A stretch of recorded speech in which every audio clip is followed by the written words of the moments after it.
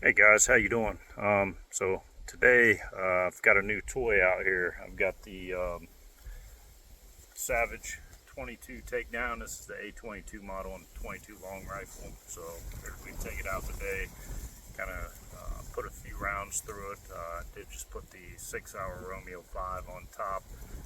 So main reason coming out was just one to shoot the rifle, make sure the sights are on. Two, get this red dot set up to so we can use this for our backpacking rifle. So again, this is the takedown model, so I do plan on breaking this down and putting it in my Savota pack while I do my little outdoor hikes and things of that nature. So always good to, in my opinion, to keep some sort of firearm at you at all times.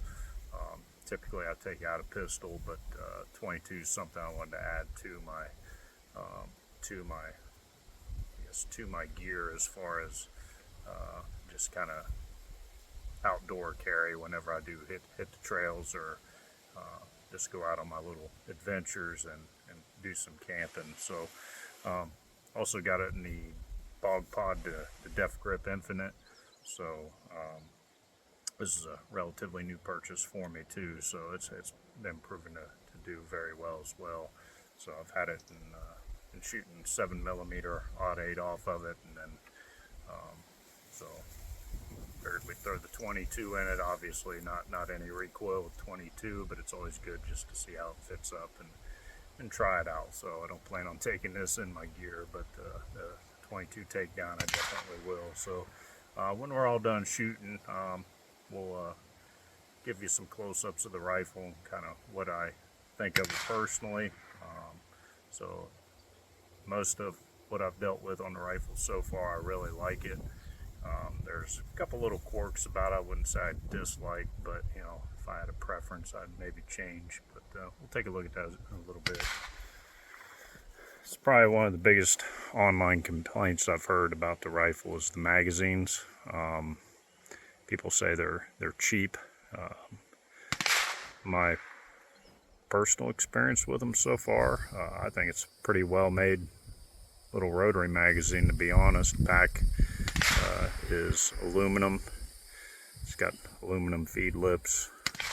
And obviously the front half is some sort of plastic, but so far my experience with it's been good. This is the only one that came with the rifle, so definitely got a plan on getting some more. I also want to get at least 2 of the Butler Creek 25 rounders.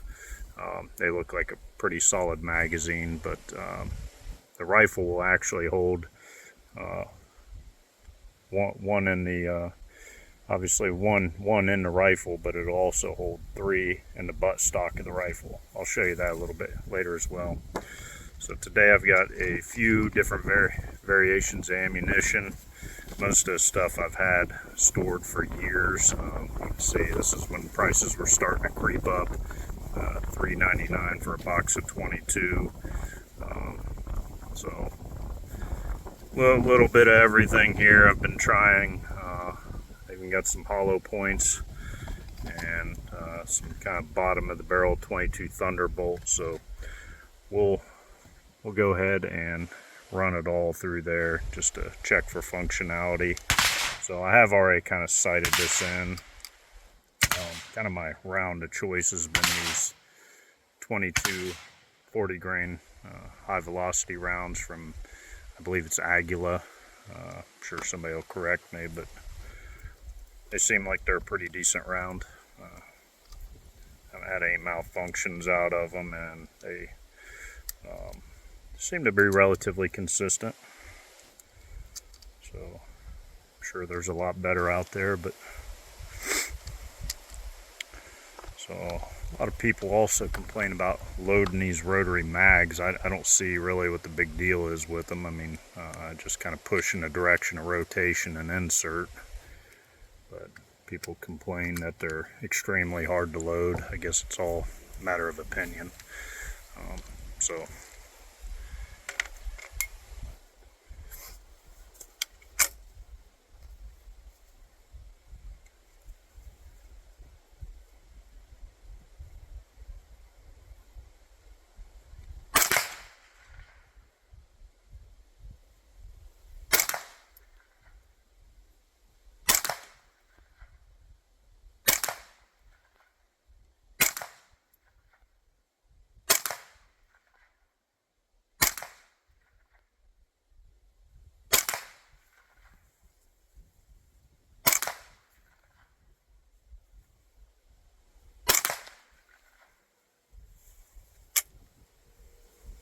So no last round hold open.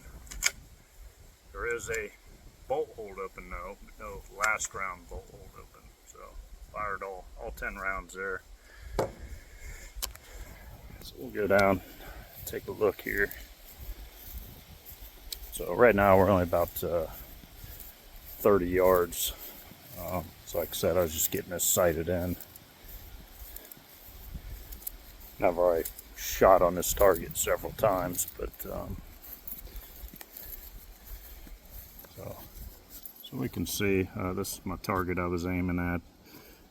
Like I said, the first magazine I ran through it, I ran with the open sights. That's one of the nice things about the A22. You can actually look under the red dot and still utilize the backup irons. So that's kind of a nice feature with it, and you don't have to work real hard to actually see those sights.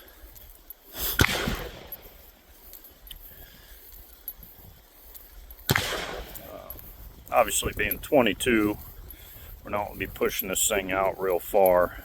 You know, if I get this thing squared away to about 100 yards or so, I'll be relatively happy. But you know, being in North Carolina, most of the woods are pretty dense.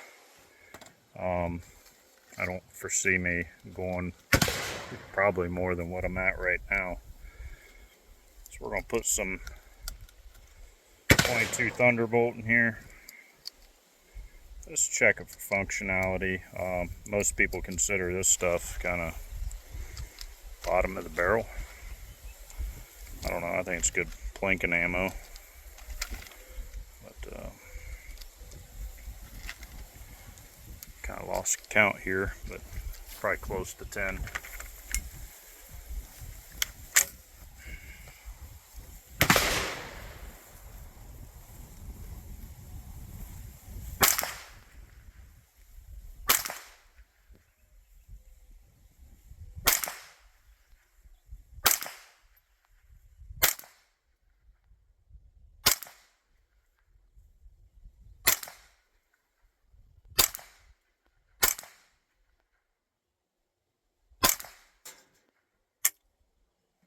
Looks like that's it. Yep, that was it. So everything we had in there fired, no problems. This next one is American Eagle. These are actually not the greatest. You can kind of see, unfortunately I don't have the luxury of storing my ammo indoor. I do keep it in ammo cans, but that's not a remedy for high humidity. I think it definitely helps, but you know, between inside and outside, I think the ammo probably does sweat a little bit. So we'll see how this functions, see if we get a hang up.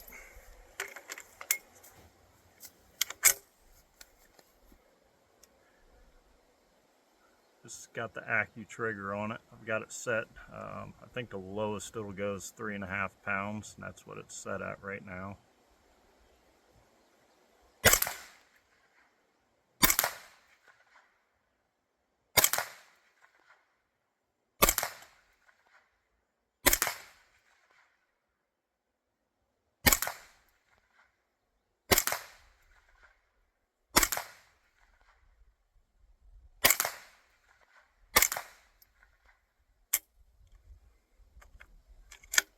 Yep.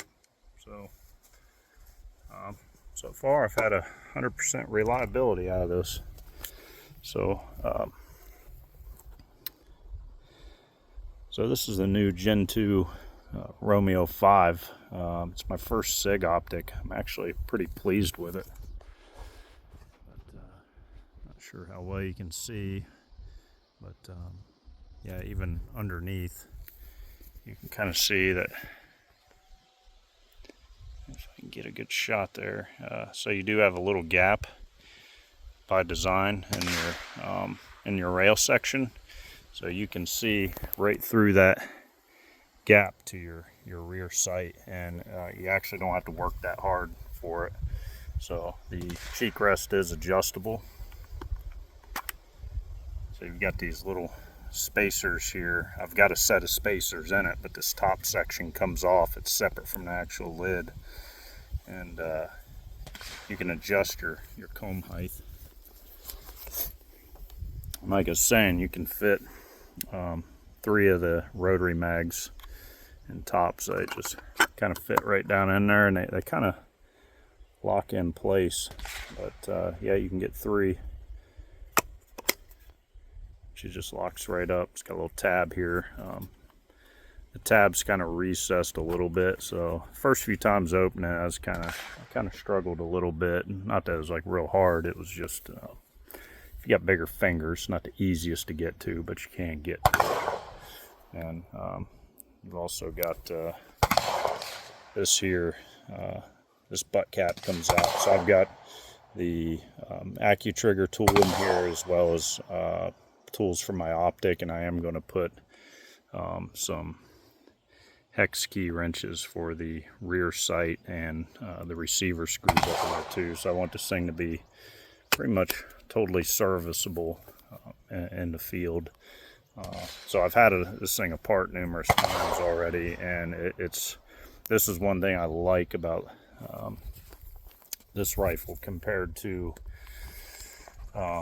the 1022s out there. Is the only one I've seen that's actually a little easier is the Winchester Wildcat, and I almost bought that over this, except I wanted a takedown. So if it wasn't for the takedown feature, I probably would have bought the Wildcat, just because it's essentially it's a toolless design, and it's had pretty good reviews, and even the mags I believe were swappable with 1022, where despite looking extremely similar to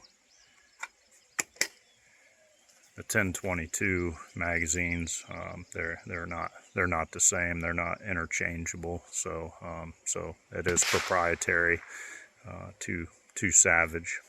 We do also have threaded muzzle, so that's another thing I plan on adding to my gear. Is I am going to suppress this rifle, so threads are very nice on it. One thing with this rifle is there's minimal use of polymers. The sights are actually aluminum.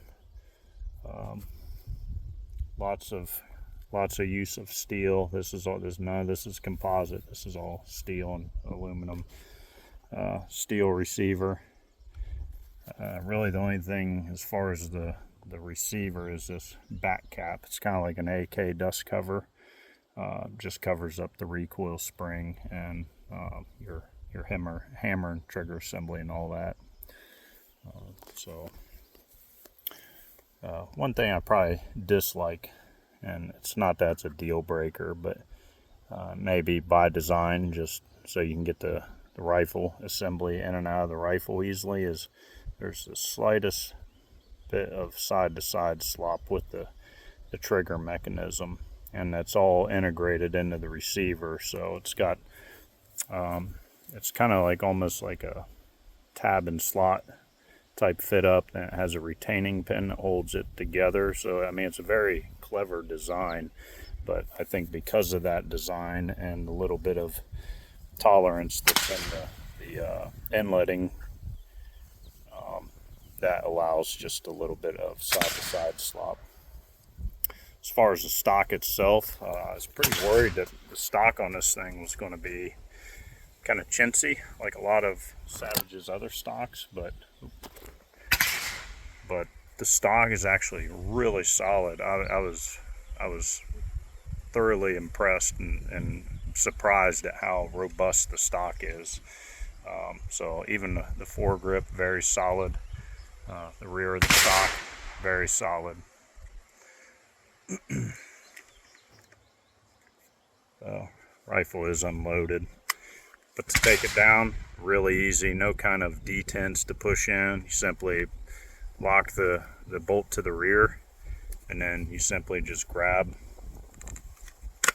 twist, and this thing works apart. So pretty ingenious design there as well. It's got a kind of like a ball detent that engages with some slots.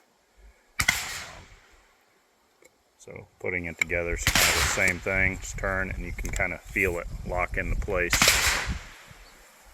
So I do like that a lot. Really like that optic too. This has worked great. Everybody talked about the Romeo 5 being the best budget optic and being built like a tank, and it is. I like it so far. It's my first SIG optic, as I mentioned.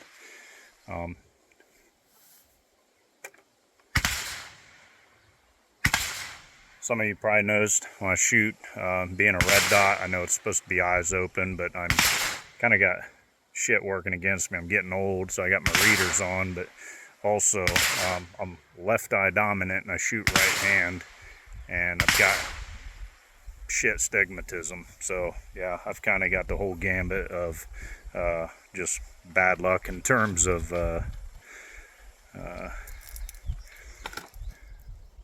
shooting defects. But we'll shoot a few more rounds here and then we'll wrap this video up. I'd like to maybe when I get home break this rifle down, give you some close-ups of the quality of the rifle. Again, so far I've been really impressed with everything. So I know I'd mentioned my beefs, like having a couple of dislikes, not deal breakers, but just minor dislikes. And the trigger guard was one, but two, one thing the Magpul Hunter 1022 has over this one is when you break it down, you can actually insert the rifle into this kind of notch out back here, and it kind of clamps together so it retains it. So this, I'm gonna have to get a bag for it, or I want to get something to put over like the breech, the chamber area. That way, I don't know if it's just gonna be a little piece of foam, or maybe I'm buying an aftermarket bag or something that's kind of well padded. But I don't feel comfortable just throwing the thing in the bag in two separate pieces. So more so at the barrel, I'm worried about damaging something on the barrel. But we'll cross that bridge when we get to it. Let's shoot a few more rounds.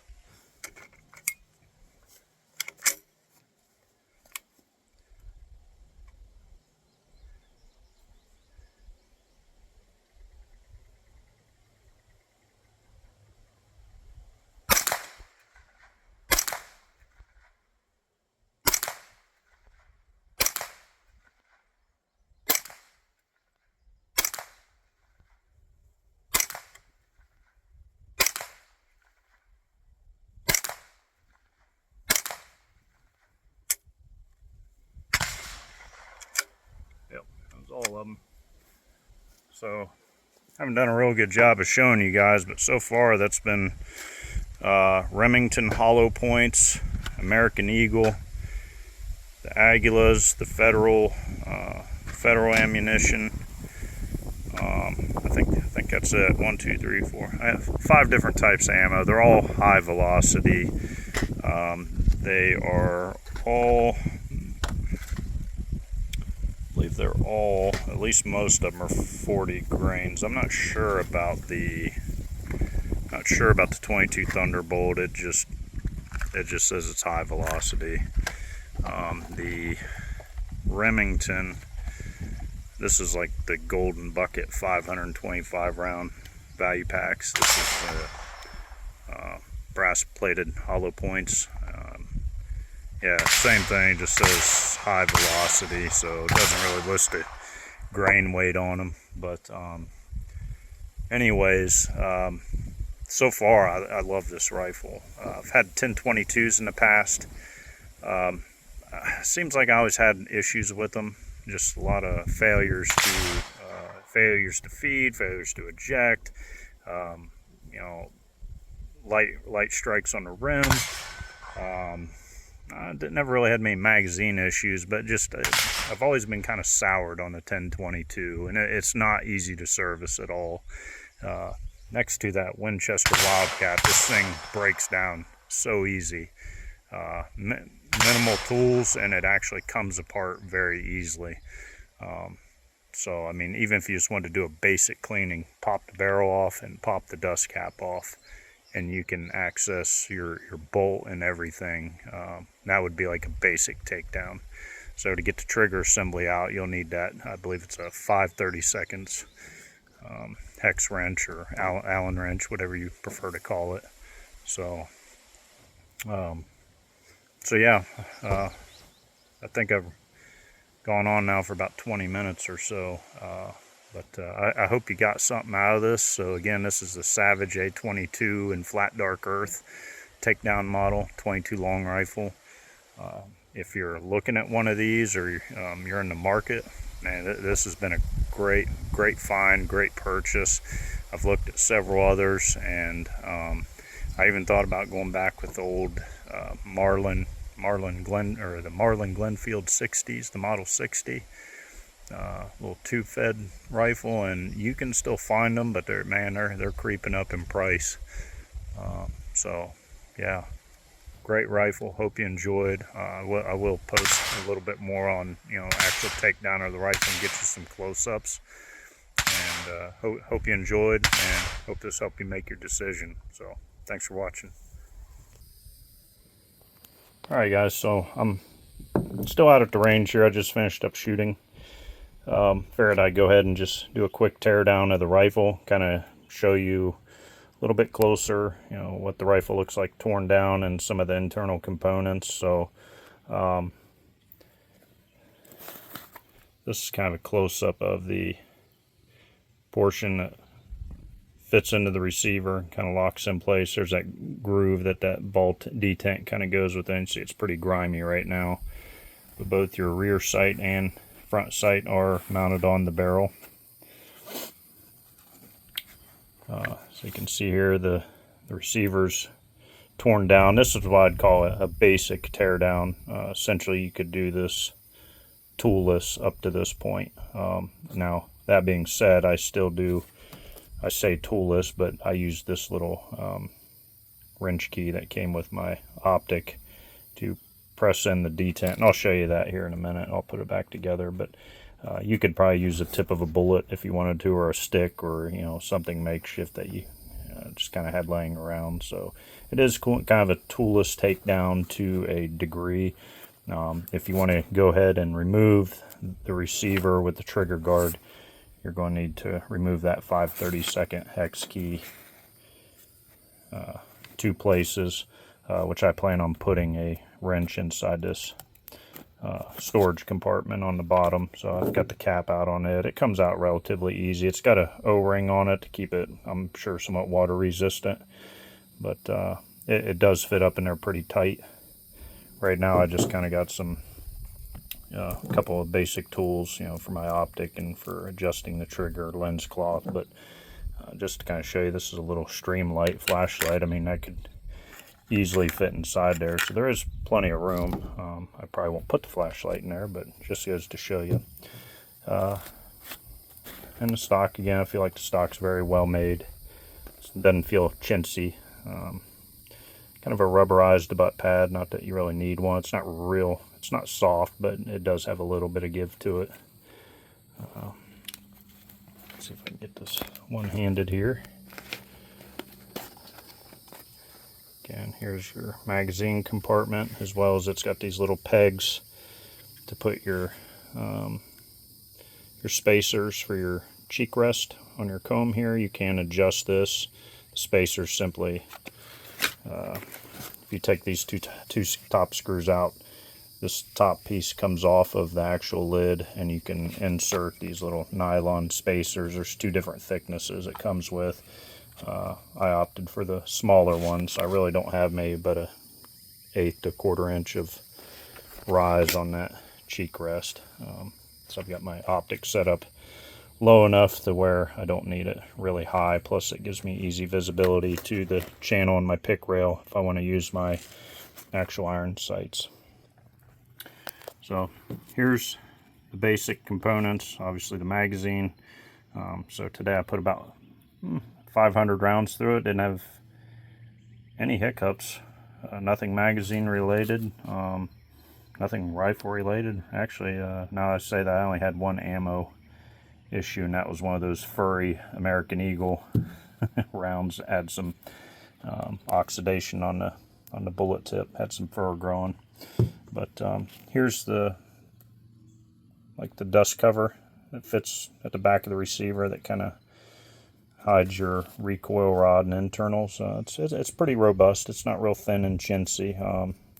This tab here that kind of slides up under the steel receiver, it's a little thin, but I don't feel like you're prying on it when you take the cover off. I know the first time I took it off it was a little stiff, but now I've shot it and had it off a few times, it comes out relatively easy.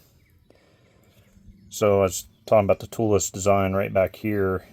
That's where this recoil rod, that little dimple or tit, whatever you want to call it there, engages with this hole, and that's what you're pushing in when you go to pop this cover off. So you're essentially depressing your recoil rod and spring there, and then that allows you to pop the dust cover off and access taking the bolt out, and you can see your hammer and your internal components there. So it does come out easy. So this is not your firing pin, kind of looks like it, but that's just your recoil guide rod and spring there. So very AK-ish, just on a smaller scale. Your charging handle, and then the bolt. So that's white stuff you're seeing is just some of the grease from the factory. I did actually put some red grease on this. I am a grease guy. Didn't have any issues with it gumming up. Seems like most of the crud is actually staying to the front side of the bolt. There's really no crud or carbon gunk to the back. It's all on the face of the bolt. You can see there's quite a bit of crud buildup from 500 rounds. A little bit up front here and on the top, but they did a great job machining this. There's not a whole lot of machining marks. Nothing unusual as far as wear on it either.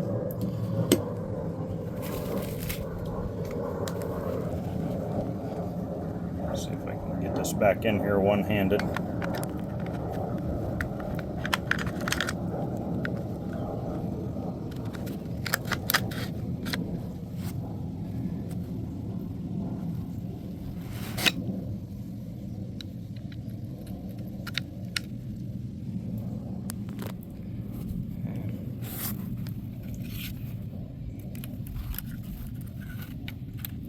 There's a little opening that locks into and engages, so you can see. I mean, I'm not going to try it, but I'm kind of wondering if this is kind of like an AK. If that thing did break, wonder if you could still shoot it. I don't know. I'm not advocating that or telling you to do it, but maybe there's somebody out there that'll give it a try. And then this just slides in. You can see again, no resistance, and then it just push down and it snaps right into place. So you can see that locks it down. It's very easy. So yeah, I love this rifle, and I did have this computer backpack in the back of my truck just to kind of give you a comparison. The barrel fits down inside of it. It would be a struggle though to fit the main portion of the rifle. It might be able to be done. You could probably get it zipped up, but you could probably have just a little bit sticking out the top if I had to guess. So like a school backpack, this thing would probably not fit into. I know kind of school's a bad analogy to use, but I think everybody gets what I'm saying. You know, a smaller backpack like a book bag or computer bag, maybe not ideal for traveling with this rifle. You'd probably either want to get a dedicated takedown rifle bag, or like I'm going to use it in an actual hiking pack. So again, this just, that O-ring kind of engages and snaps into place, so it doesn't rattle around at all. So it's pretty nice lock up. So yeah, if I had to buy this rifle again, would I? Absolutely. This thing is so far blown me away as far as expectations. I've been real happy with shooting. As far as repeatability, I took the barrel in and out several times. Impact shift, whether it was me or the plethora of different ammo types I was using, I got at most I saw about 3/4 of an inch impact shift. But when and I think this is probably the ammo I'm gonna stick with, this or CCI, which I didn't have any CCI to use today, but this actually, I was pretty impressed with the accuracy on it, and the price isn't bad. I think it's like $3.99 for a box, which is, I guess, terrible in today's market. But accuracy wise, it did very well. Probably the best of the group of plinking ammo I had. So I'll probably stick with that brand. But anyways, hope everybody enjoyed my little review of the Savage A22 Takedown in Flat Dark Earth 22 long rifle. And those of you looking for a red dot, this Romeo 5 was fantastic. So even with the stigmatism, the dot still looks relatively clear. It's not real starbursty. So great optic for the price. All right. Appreciate everybody watching. Have a good one.